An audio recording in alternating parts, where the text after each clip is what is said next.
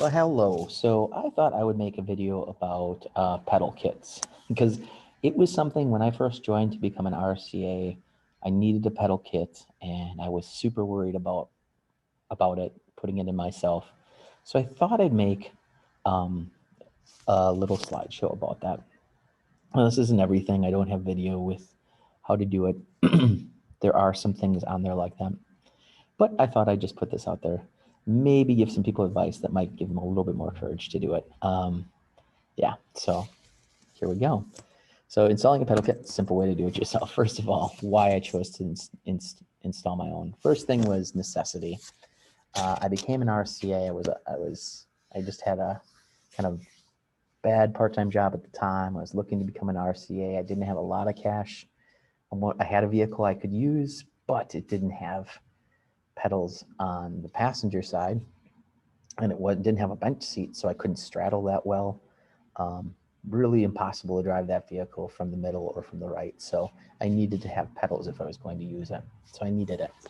The other thing was cost. So we do have in my state a company that installs these things professionally. They actually install the same system I put in, and they charge $1,500 to do it. $1,500 to install it. The regular that I work with, that's how he had his done. He spent $1,500, had them install it in his vehicle. And I was just like, that's a lot of money for me. If I can save $1,000, maybe that'd be worth it. So that's why cost. That's why I did it on my own. And then I got some advice. So I was super nervous at first about how to install it because I thought, I have to drill holes in the floor of my car, tear up the carpet, go under the car, try to find where the bolts are, attach the nuts and washers, and I just thought it was going to be a mess. Thought it was going to be a lot more work. But someone in my office gave me some advice. He said if you'd ever do it again, he'd just put it right on top of the carpeting, and he'd use self-tapping sheet metal screws to attach it. Like, I thought about it. Like when people make like custom vans and things like that, and they put in custom, parts like cabinets and things, that's what they use. They use sheet metal screws, so it made sense to do that. Okay, so yeah, after that advice, I was like, okay, I'm going to do it, and I ordered the kit. So I looked around for the kits, and I found a place to buy them. And the one I bought is called the Fat Dual Controls, and it's from dualbrake.com. At the time I bought it, it was $400. Now they've raised the price to $416, and I paid $20 shipping. I'm not sure what it ships for now. That's where I got it. You can go and check it out there. They do have a couple different models. I just had the original one that right now I believe lists for $416. What you get in the kit, you get the pedal assembly. So you get basically it's a little metal base with some levers and some pulleys and the pedals themselves, and that gets attached on the floor of the passenger side. And then you get some cable housings that run behind your console to the pulleys on the other side, right? And then you have the cables that go inside the cable housing. So if you're trying to imagine what this looks like, if you know the brakes on like a 10-speed bike, you've got that kind of, or I guess 15 speed, I'm dating myself, right? 20 speed. You've got the kind of that plastic part that's the cable housing, and then there's a metal cable that moves in and out in there. And that's what this is. It's just their thicker cable housings. It's like reinforced black rubber, and then it has a little plastic sleeve on the inside. Okay, so you get those, and you get the hardware to attach it, and then you get 2 pulleys with mounting brackets, and then you get the printed instructions. It does not include the mounting hardware like nuts, bolts, screws. Doesn't include any of that. Okay, you need to decide how you're going to attach it to your car, basically. And here you can see kind of a picture of the kit. Mine came a little bit more assembled than this one. This pulley you see here was already attached to this pedal assembly, as was this accelerator pedal was attached right here already when I took it out of the box. And this little brake height adjustment was also attached right here already out of the box. So, but this is what it looks like. This is the stuff you get. Here are the cable housings, these black pieces, and the cables are the metal cables, obviously. And then you have this tiny little pulley for your accelerator cable. And you have this larger pulley with a swivel for your brake pedal cable. Okay. And then this bracket here is to, it kind of like you sandwich it around the brake lever and you attach the cable to it. So that's what the cable is attached. And then the accelerator cable is attached with this little tiny aluminum cube. It's got a screw that goes in there. So you just kind of put the cable through, loop it through the other side, and then you tighten a screw down to hold it tight. Okay. You have to drill a hole in your accelerator. You can loop it around your accelerator pedal, but they recommend drilling a hole, which is what I did. Okay. So that's what comes with the kit. What you need to have to install it, you need to have a screwdriver. It could be a power screwdriver or a hand screwdriver, but something to tighten it down. You need a drill with a small bit, 1/8 inch or so. You can go bigger if you want. It doesn't matter. This is just to drill a hole in your accelerator. That's all it's for. You just drill a little hole right in the pad, or two, depending on how, if you want to go through it twice or just once and around the outside. Okay, but you need to put a hole in the accelerator unless you're going to loop it around or something like that. So you wouldn't need the drill. It just depends on how you're attaching that. That's what they recommend. You need bolt cutters. The bolt cutters is to cut the cable housings to length. You don't necessarily have to do that. They're a 4-foot length, but you don't want them bunched up too much. So you may wish to trim them. If you don't have bolt cutters, you can go to a place like Home Depot in the department where they sell pieces of steel cable, and they might cut that for you because they do have bolt cutters laying there to cut off lengths of cable. So maybe just pick up some extra 6-foot lengths of cable just in case you ever have an issue. And at the time you go, hey, just cut these too, you know. So, but you do need a bolt cutters to trim those if you're going to trim them. You need a large nail or a punch and a hammer. Because what you want to do, if you're using like sheet metal screws, see, I was told to use self-tapping. That's what this guy recommended. But the problem with using self-tapping going through the carpeting is that when you start spinning it, the carpeting gets wound up. Sorry about that. The carpeting gets wound up in the screw, and then it doesn't work. It won't hold. You know, it's just all covered with thread. So you really can't go by that. Okay, you can't use the self-tappers. So I looked online and I found out that people who install things inside like custom vans and stuff, this is what they do. They punch holes, they take a hammer and a nail or a punch, and they'll punch through the metal. And what that allows is, see that little bit of metal that sticks out, right? That gives you more for the screw to grab onto.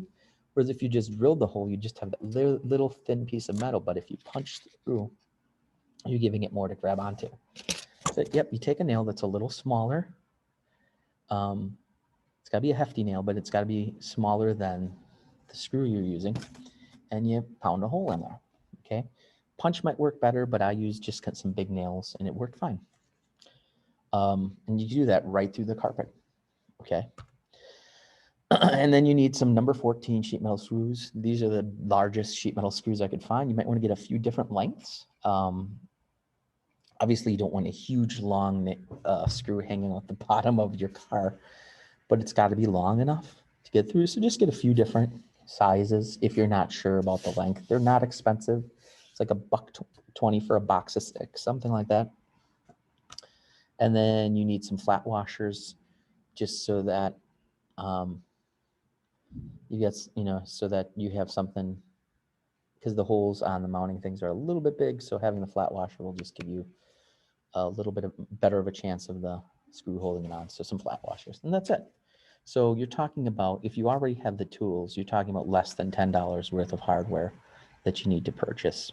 You know, not too bad. If you've already got the hammer and the bolt cutters.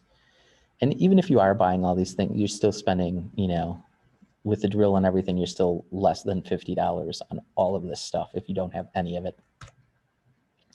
All right, and then the process. So what you need to do is first determine where the cable housings are going to go. So you want to snake them behind your console Make sure that you can get them through there. Make sure that you have the path that you want them to travel. Okay. So snake them through the back of, behind your console, if you have one. If you don't have a console, then it's super easy. They just they're laying on the floor then. Then you want to set the pulleys and the brake assembly where you want to put them. So you want to put the brake assembly as high up as you can so that it's out of the way and easy to use, just like a regular set of pedals. Mine is a little lower than I would like, but on mine, it's where I could find the best flat spot, But decide where you want it to go, and then mark where you want to put the holes. You can use some whiteout or a marker or something like that to mark where you want to punch the holes. And then measure out where you want to cut the cable housing. So you don't necessarily have to cut the cable housings, but if they're bunched up too much, they're not going to work as well. They can have a little bit of a bend in them, but you do want to trim them if you've got too much length. Okay, so measure out where you want to cut the cable housings. And then once that's all done, you want to punch the holes using the hammer or a large nail. So punch the hole in your floor. Okay. Then you want to attach the pulley assemblies to the floor of the car. Okay, as well as the brake assembly. Attach that all to the floor of your car. So put the screws and the washers there. Tighten it with your screwdriver or power screwdriver. Tighten it down to the floor. Okay. And then measure the cable housings again.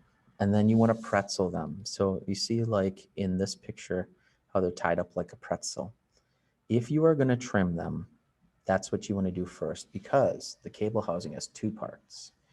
There's the hard rubber outer casing, and then inside it's got a smooth plastic. It's like a thick straw almost that's inside of it. And so when you bend it, that white plastic retracts, kind of turtles into the cable housing. And so if you do that and snip it, then when you release it, a little bit of that white part will be hanging out, which is what you want. And then you can just trim that with the scissors to make it nice and even. But you do want a little bit of that hanging out. So it's important that you pretzel them just like this picture. And it says that in the directions, the printed directions that come with it too. You want to cut off just a little less than you marked. Just err on the side of caution. Don't cut off too much, okay? You can have a little bit of a bend in the cable, but if it's too short, it's just not going to work, right? So give yourself a little bit, a couple inches, extra inches, leave on it, okay? If you're going to trim them. Then drill 2 holes on your car's accelerator pedal, or 1. You could just do 1, 2, and loop it out around the outside. Or you could just, like I said, just loop it around the whole accelerator, okay? If you have a metal pedal, like mine was plastic, so it was easy to drill through. But if it's metal, maybe you can't drill a hole in it. So you just want to loop it around, okay? And then you want to attach the cables. So use the cable hardware as the directions state to attach the cables to both sides. Get them snug, and then tighten everything down. And really, that's it. I mean, that's all it takes to install these. So basically, like I said, you pound the holes into the floor. You attach the parts where you want them to go. You attach the cables to it, and it's really not too bad. You don't have to climb under the car at all. You just have to climb around in the front a little bit. Now, if you aren't mechanically inclined, but you have if there's somebody in your family who can, like say, change a mower blade or change the brakes in the car or change the oil, they are mechanically inclined enough to do this. They really are. If they can put up shelves in the house, they are mechanically inclined enough to do this. It's really not that difficult. So you could get somebody else to do it. Now, another thing you could do, rather than go to one of these accessibility places that charges like $1,000 to put them in, you could also, if you find a willing mechanic in your town, they might be willing to do this for shop time. So like $150. They might be willing to put this in. Somebody in my office did that, and they charged them like $200 to put it in, which is way better than $1,000. But again, I think if you got somebody who's a little bit mechanically inclined, it's not too hard to do. All right, I will look for your questions below, your comments. if some of this video needs fixing, let me know. If you know a better place to find the pedals for a better price, please let me know in the comments. I would love to know that. as sure I am that others are too. All right. Take it easy and have a great day.